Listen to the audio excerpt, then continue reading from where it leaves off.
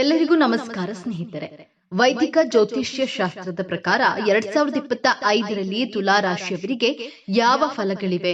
ಉದ್ಯೋಗ ರಂಗ, ವೈಯಕ್ತಿಕ ಬದುಕು, ಕೌಟುಂಬಿಕ ಜೀವನ, ಪ್ರೀತಿ ಪ್ರೇಮ ಹೇಗಿರಲಿದೆ? ಈ ವಿಷಯಗಳನ್ನ ಗಮನದಲ್ಲಿಟ್ಟುಕೊಂಡು ತುಲಾ ರಾಶಿಯವರಿಗೆ 2025 ಹೇಗಿರಲಿದೆ ಎಂಬುದರ ವಾರ್ಷಿಕ ರಾಶಿ ಫಲ ನೋಡೋಣ ಬನ್ನಿ. ಅದಕ್ಕೂ ಮುಂಚೆ ನೀವಿನ್ನು ನಮ್ಮ ಚಾನೆಲ್ಗೆ ಸಬ್ಸ್ಕ್ರೈಬ್ ಆಗಿಲ್ಲ ಅಂದ್ರೆ ಈಗಲೇ ಸಬ್ಸ್ಕ್ರೈಬ್ ಆಗಿ, ಹಾಗೆ ವಿಡಿಯೋಗೆ ಲೈಕ್ ಮಾಡಿ, ವಿಡಿಯೋವನ್ನ ಸ್ಕಿಪ್ ಮಾಡದೆ ಕೊನೆ ತನಕ ನೋಡಿ. ತುಲಾ ರಾಶಿ ವರ್ಷ ಭವಿಷ್ಯ 2025. ಹೊಸ ವರ್ಷ ತುಂಬಾ ಅದೃಷ್ಟವನ್ನ ಹೊಂದಿರುವ ರಾಶಿಗಳಲ್ಲಿ ವೃಷಭದ ನಂತರದ ರಾಶಿ ಅಂದ್ರೆ ಅದು ತುಲಾ ರಾಶಿಯಾಗಿದೆ. 2025ನೇ ವರ್ಷ ತುಲಾ ರಾಶಿಯವರಿಗೆ ಕೋಟ್ಯಾಧಿಪತಿಯಾಗುವ ಯೋಗವನ್ನ ಹೊಂದಿದ್ದಾರೆ. ಯಾಕಂದ್ರೆ ಹೊಸ ವರ್ಷದಲ್ಲಿ ತುಲಾ ರಾಶಿಯವರಿಗೆ ಗುರು, ಕೇತು ಹಾಗೂ ಶನಿ ಗ್ರಹದ ಬಲವಿದೆ. ಹೀಗಾಗಿ ಎಲ್ಲಾ ಯೋಗಗಳು 2025ನೇ ವರ್ಷದಲ್ಲಿ ತುಲಾ ರಾಶಿಯವರಿಗೆ ಸಿಗಲಿವೆ. ಇನ್ನ ಉಳಿದ ಗ್ರಹಗಳು ಆಯಾ ಕಾಲಕ್ಕೆ ಒಳ್ಳೆಯದು ಹಾಗೂ ಕೆಟ್ಟ ಫಲವನ್ನ ಕೊಡುತ್ತಾ ಹೋಗುತ್ತವೆ. ಆದ್ರೆ ಇದರ ಪರಿಣಾಮ ಹೆಚ್ಚಾಗಿರುವುದಿಲ್ಲ. ಅದೃಷ್ಟ, ಭಾಗ್ಯೋದಯ ಎಲ್ಲವೂ ತುಲಾ ರಾಶಿಯವರ ಬದುಕಿನಲ್ಲಿ ಬರುವ ಸುಸಂದರ್ಭ ಇದಾಗಿದೆ.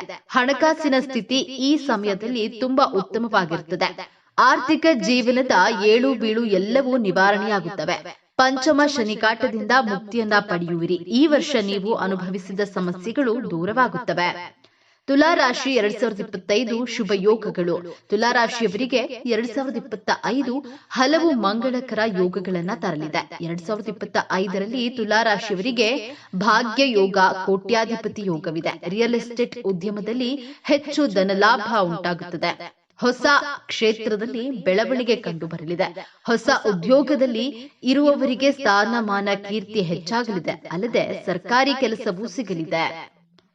ತುಲಾ ರಾಶಿ 2025 ವೃತ್ತಿ ಜೀವನ. ತುಲಾ ರಾಶಿಯವರು ವೃತ್ತಿ ಜೀವನ ಹೊಸ ವರ್ಷದಲ್ಲಿ ಅದ್ಭುತವಾಗಿರುತ್ತೆ. ಬಿಸಿನೆಸ್, ಬ್ಯಾಂಕ್ ಸಂಬಂಧಿಸಿದಂತೆ ಕೆಲಸ, ಬ್ಯಾಂಗಲ್ ಸ್ಟೋರ್ಗಳನ್ನ ನಡೆಸುವಂತವರು, ಮೇಕಪ್ ಐಟಂಗಳ ಮಾರಾಟ ಮಾಡುವವರಿಗೆ ಅತ್ಯುತ್ತಮ ಲಾಭಗಳಿವೆ. ಭೂಮಿ ಮಾರಾಟ, ರಿಯಲ್ ಎಸ್ಟೇಟ್ ಮಾಡುವಂತವರಿಗೆ, ರಿಯಲ್ ಎಸ್ಟೇಟ್ ಏಜೆಂಟ್ಗಳಿಗೆ, ಲ್ಯಾಂಡ್ ಡೆವಲಪರ್ಗಳಿಗೆ, ಬಿಲ್ಡಿಂಗ್ ಕನ್ಸ್ಟ್ರಕ್ಷನ್ ಮಾಡುವವರಿಗೆ ಸಾಕಷ್ಟು ಧನಲಾಭವಾಗಲಿದೆ. ಈ ಎಲ್ಲಾ ಕ್ಷೇತ್ರದಲ್ಲಿ ಕೆಲಸ ಮಾಡುವವರಿಗೆ ಗುರುಬಲದಿಂದ ಹಣ ಹೆಚ್ಚಾಗಲಿದೆ. ಅಲ್ಲದೆ ತುಲಾ ರಾಶಿಯವರಿಗೆ ಸಿನಿಮಾ ರಂಗದಲ್ಲಿ ಬೆಳವಣಿಗೆ ಕಂಡು ಬರಲಿದ್ದು ದ್ವಿಗುಣ ಲಾಭವನ್ನ ತಂದುಕೊಡಲಿದೆ. ವಿದೇಶದಲ್ಲಿ ಕೆಲಸ ಮಾಡಲು ಬಯಸುವವರಿಗೆ ಅನುಕೂಲ ಸಮಯ ಇದಾಗಿದೆ. ಅತ್ಯುತ್ತಮ ಯೋಗದ ಫಲವನ್ನ ನಿರೀಕ್ಷೆ ಮಾಡಬಹುದು. ಆರೋಗ್ಯ. ತುಲಾ ರಾಶಿಯವರು ಈವರೆಗೂ ಅನುಭವಿಸಿದ ಆರೋಗ್ಯ ಸಮಸ್ಯೆಗಳು ದೂರವಾಗುತ್ತವೆ. ಬಾಯಿ ರುಚಿಗೆ ತಿನ್ನುವ ಆಹಾರದಿಂದ ದೂರವಿರಿ. ವ್ಯಾಯಾಮ ಮಾಡಿ. ಹೊರಗಿನ ಆಹಾರ ತ್ಯಜಿಸಿ. ಸಣ್ಣ ಪುಟ್ಟ ಕಾಯಿಲೆಗಳು ಬರುತ್ತವೆ. ಗಂಭೀರ ಆರೋಗ್ಯ ಸಮಸ್ಯೆಗಳು ನಿಮ್ಮ ಹತ್ತಿರಕ್ಕೂ ಸುಳಿಯೋದಿಲ್ಲ. ಆರ್ಥಿಕ ಸ್ಥಿತಿ. ಈ ವರ್ಷವು ತುಲಾ ರಾಶಿಯ ಜನರಿಗೆ ಭರವಸೆಯಿಂದ ತುಂಬಿರುತ್ತದೆ. ಆರ್ಥಿಕ ವಲಯದಲ್ಲಿ ನೀವು ನಿರೀಕ್ಷೆಗಿಂತ ಉತ್ತಮ ಫಲಿತಾಂಶವನ್ನ ಪಡೆಯುತ್ತೀರಿ. ಅದೃಷ್ಟವು ಈ ಪ್ರದೇಶದಲ್ಲಿ ನಿಮಗೆ ಅನುಕೂಲಕರವಾಗಿರುತ್ತದೆ ಮತ್ತು ನಿಮ್ಮ ಆರ್ಥಿಕ ಸ್ಥಿತಿಯಲ್ಲಿ ಬಲಪಡಿಸಲು ನೀವು ಅನೇಕ ಅವಕಾಶಗಳನ್ನ ಪಡೆಯುತ್ತೀರಿ. ಈ ವರ್ಷವು ನೀವು ಆರ್ಥಿಕ ಲಾಭವನ್ನ ಪಡೆಯುವ ಸಾಧ್ಯತೆ ಇದೆ.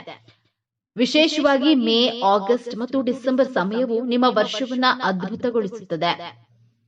ಈ ಸಮಯದಲ್ಲಿ ನಿಮಗೆ ಆರ್ಥಿಕ ಲಾಭದ ಬಲವಾದ ಸಾಧ್ಯತೆ ಇರುತ್ತದೆ. ಇದಲ್ಲದೆ ನೀವು ಮಧ್ಯದವರೆಗೆ ದೊಡ್ಡ ಲಾಭವನ್ನ ಗಳಿಸಬಹುದು. ಆದ್ರೆ ನಂತರ ಜುಲೈವರೆಗೆ ನೀವು ಎಚ್ಚರಿಕೆಯಿಂದ ಇರಬೇಕೆಂದು ಸಲಹೆ ನೀಡಲಾಗುತ್ತದೆ. ಈ ಸಮಯದಲ್ಲಿ ನೀವು ಯಾವುದೇ ಪ್ರಮುಖ ಹಣಕಾಸಿನ ನಿರ್ಧಾರಗಳನ್ನು ತೆಗೆದುಕೊಳ್ಳಬಾರದು. ಹೂಡಿಕೆ ಮಾಡುವುದನ್ನ ತಪ್ಪಿಸಿ. ಈ ಸಮಯದಲ್ಲಿ ನಿಮ್ಮ ಖರ್ಚುಗಳಲ್ಲಿ ಹಠಾತ್ ಹೆಚ್ಚಳವಾಗುವ ಸಾಧ್ಯತೆ ಇದೆ.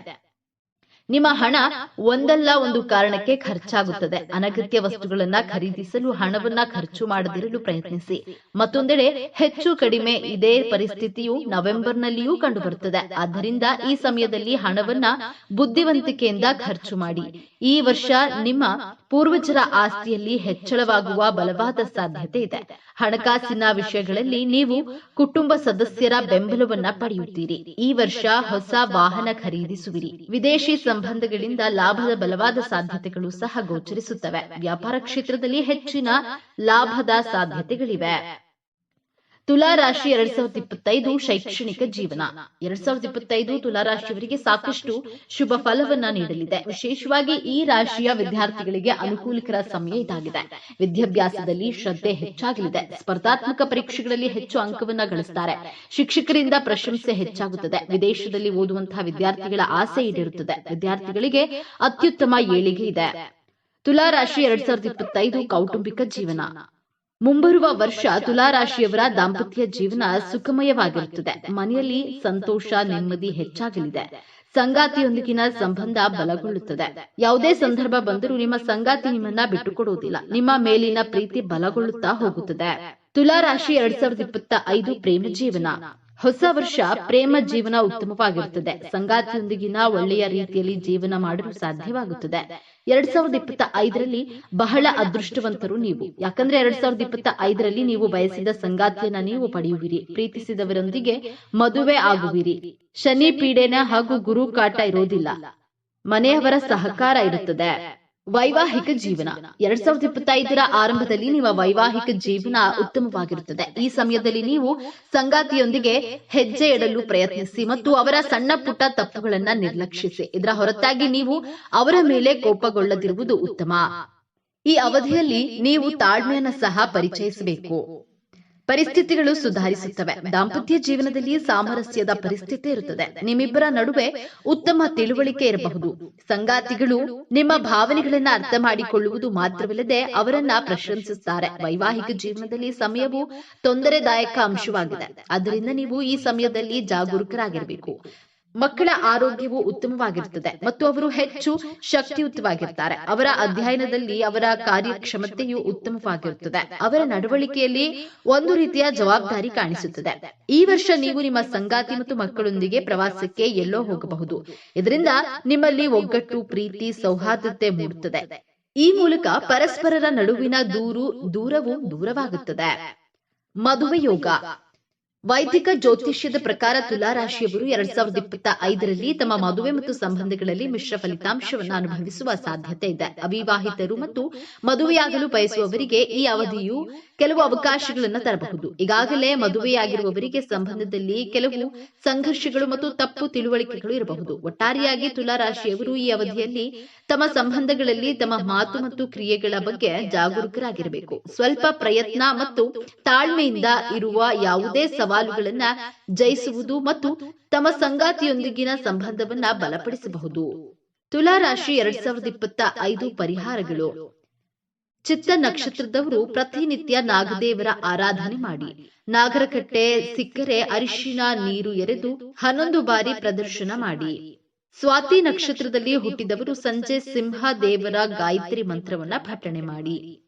ವಿಶಾಖ ನಕ್ಷತ್ರದಲ್ಲಿ ಹುಟ್ಟಿದವರು ದತ್ತಾತ್ರೇಯ ದೇವರ ಪೂಜೆ ಮಾಡಿ. ಪವಿತ್ರ ನದಿಯಲ್ಲಿ ಸ್ನಾನ ಮಾಡಿ ಬನ್ನಿ. ಗಿಡವನ್ನ ನೆಟ್ಟು ಪೋಷಣೆ ಮಾಡಿ. ಪ್ರಾಣಿ ಪಕ್ಷಿಗಳಿಗೆ ನೀರು ಇಡಿ. ಆ ದೇವರ ಆಶೀರ್ವಾದ ನಿಮಗಿದೆ. ಮಕ್ಕಳಿಗಾಗಿ ಮಹಾಮೃತ್ಯುಂಜಯ ಜಪ ಮಾಡಿ. ಲಕ್ಷ್ಮಿ ಪೂಜೆ ಮಾಡಿ. ಕನಕದಾರಸ್ತಿ ಅಥವಾ ಇತರೆ ಯಾವುದೇ ಲಕ್ಷ್ಮಿ ಸ್ತೋತ್ರವನ್ನ ಪಠಿಸಲು ಪ್ರಯತ್ನಿಸಿ. ಶಿವ ಮತ್ತು ಶನಿ ದೇವರನ್ನ ಪೂಜಿಸುವುದರಿಂದ ನಕಾರಾತ್ಮಕ ಪರಿಣಾಮ ಕಡಿಮೆಯಾಗುತ್ತದೆ. ಬಡ ವಿದ್ಯಾರ್ಥಿಗಳು ಮತ್ತು ಬಡ ವೃದ್ಧರಿಗೆ ದಾನವನ್ನ ಮಾಡಿ. ಸ್ನೇಹಿತರೆ, ಮಾಹಿತಿ ನಿಮಗೆ ಇಷ್ಟವಾಗಿದ್ದಲ್ಲಿ ದಯವಿಟ್ಟು ಶೇರ್ ಮಾಡಿ, ಲೈಕ್ ಮಾಡಿ ಮತ್ತು ನಮ್ಮ ಚಾನೆಲ್ಗೆ ಸಬ್ಸ್ಕ್ರೈಬ್ ಆಗಿ. ಎಲ್ಲರೂ ಭಕ್ತಿಯಿಂದ ಓಂ ಶ್ರೀ ಶನೇಶ್ವರ ನಮಃ ಅಂತ ಕಮೆಂಟ್ ಮಾಡಿ. ಧನ್ಯವಾದಗಳು.